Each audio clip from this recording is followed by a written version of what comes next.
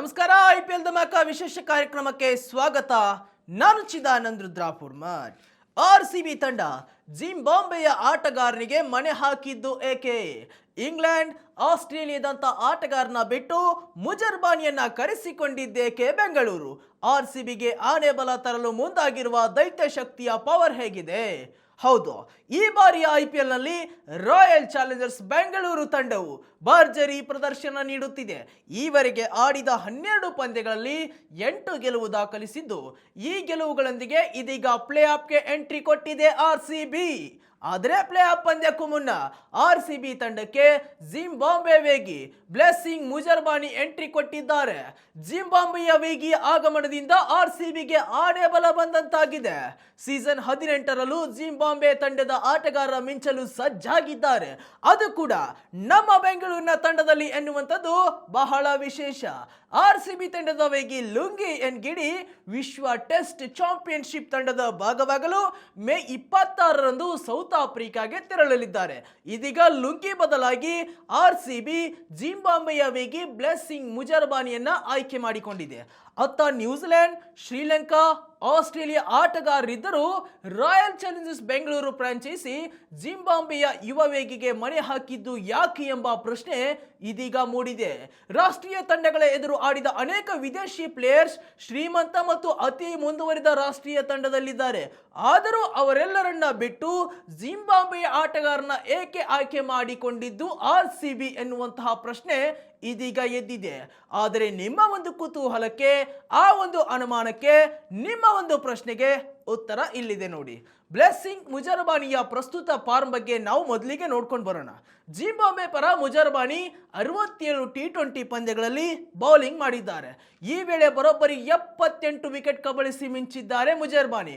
ಅದು ಕೂಡ ಪ್ರತಿ ಓವರ್ಗೆ 7.03 ಸರಾಸರಿಯಲ್ಲಿ ರನ್ ಬಿಟ್ಕೊಡುವ ಮೂಲಕ ಎಂಬುದು ವಿಶೇಷವಾಗಿದೆ. ಅಂದ್ರೆ ಬ್ಲೆಸ್ಸಿಂಗ್ ಮುಜರ್ಬಾನಿ T20 ಅಂತಾರಾಷ್ಟ್ರೀಯ ಕ್ರಿಕೆಟ್ನಲ್ಲಿ ಅತ್ಯುತ್ತಮ ಎಕಾನಮಿ ರೇಟ್ ಅನ್ನು ಹೊಂದಿದ್ದಾರೆ. ಆ ಮೂಲಕ ತನ್ನ ಸಾಮರ್ಥ್ಯ ಏನು ಎಂಬುದರ ಬಗ್ಗೆ ಕ್ರಿಕೆಟ್ಗೆ ತಿಳಿಸಿದ್ದಾರೆ. ಇನ್ನು ಬ್ಲೆಸ್ಸಿಂಗ್ ಮುಜರ್ಬಾನಿಯ ಆಯ್ಕೆಗೆ ಅವರ ಎತ್ತರ ಕೂಡ ಪ್ಲಸ್ ಪಾಯಿಂಟ್ ಆಗಿದೆ.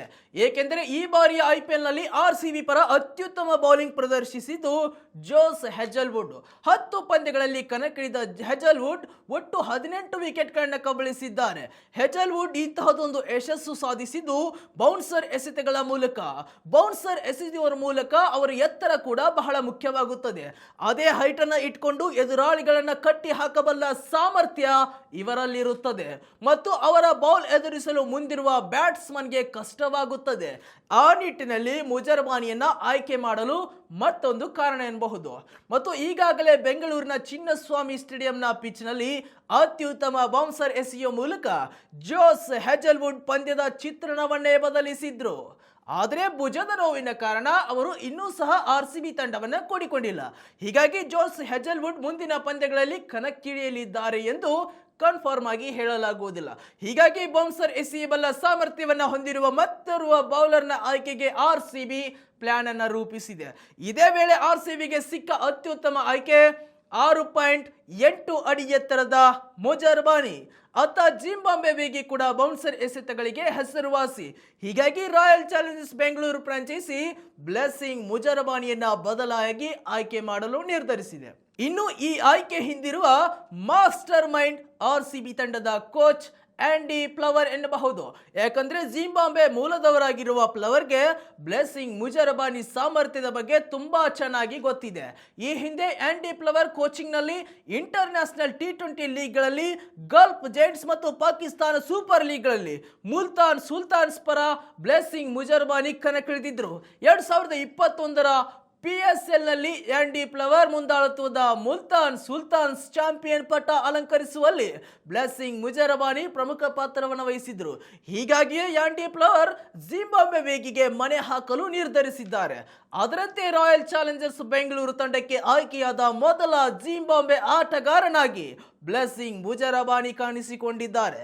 ಪ್ಲೇ ಆಫ್ ಪಂದ್ಯವು ಮೇ 29ರಿಂದ ಶುರುವಾಗಲಿದ್ದು ಅದಕ್ಕೂ ಮುನ್ನ ಆಸ್ಟ್ರೇಲಿಯಾ ವೇಗಿ Jose Hazlewood royal Challengers Bengaluru ತಂಡವನ್ನು ಕೂಡಿಕೊಳ್ಳದಿದ್ದರೆ ಬ್ಲೆಸ್ಸಿಂಗ್ ಮುಜರಬಾನಿಗೆ RCB ತಂಡದ ಪ್ಲೇಯಿಂಗ್ 11 ನಲ್ಲಿ ಸ್ಥಾನ ಸಿಗಬಹುದು. ಒಂದು ವೇಳೆ ಇವರಿಗೆ ಆಡುವ ಅವಕಾಶ ಸಿಕ್ಕರೆ ಮುಜರಬಾನಿ ಮಿಂಚಲು ಸಜ್ಜಾಗುತ್ತಾರೆ. RCB ಕೂಡ ಮುಜರಬಾನಿಯವರ ಮೇಲೆ ಬಹಳಷ್ಟು ನಿರೀಕ್ಷೆಯನ್ನು ಇಟ್ಟುಕೊಂಡಿದೆ. ಆದರೆ ಕೊನೆಯಲ್ಲಿ ಮುಜರಬಾನಿಯವರಿಗೆ ಆಡುವ ಅವಕಾಶ ಸಿಗುತ್ತಾ ಎನ್ನುವುದರ ಬಗ್ಗೆ ಕಾದು ನೋಡಬೇಕಾಗಿದೆ ವೀಕ್ಷಕರೇ. ಇದಾಗಿತ್ತು ಇವತ್ತಿನ ಸ್ಪೆಷಲ್ ಸ್ಟೋರಿ. ಮತ್ತಷ್ಟು ವೈವಿಧ್ಯಮಯ ಸುದ್ದಿಗಳಿಗಾಗಿ ಮತ್ತು ಕ್ರಿಕೆಟ್ IPLನ ಇಂಟ್ರೆಸ್ಟಿಂಗ್ ಸುದ್ದಿಗಳಿಗಾಗಿ ನೀವು ನೋಡ್ತಾ ಇರಿ ವಿಶ್ವವಾಣಿಯ IPL ಧಮಾಕ ವಿಶೇಷ ಕಾರ್ಯಕ್ರಮವನ್ನು. ನಮಸ್ಕಾರ.